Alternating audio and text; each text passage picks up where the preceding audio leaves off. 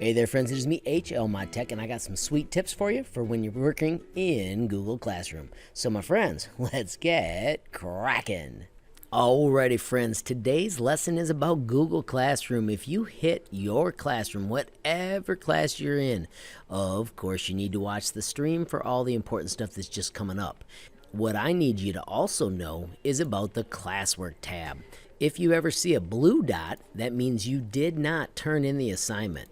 If you hit view assignment, you need to add whatever it was that I asked you to do. This was a screenshot, so you of course go to file, and then you simply hit select files from your device, and I have been teaching you to store them in your downloads folder. So there is my 4 forces capture.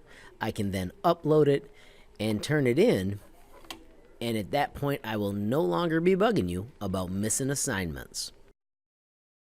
Another super quick bonus for you, if you ever need to go back to another page, just click on the words up here and it's faster to bump between the different locations.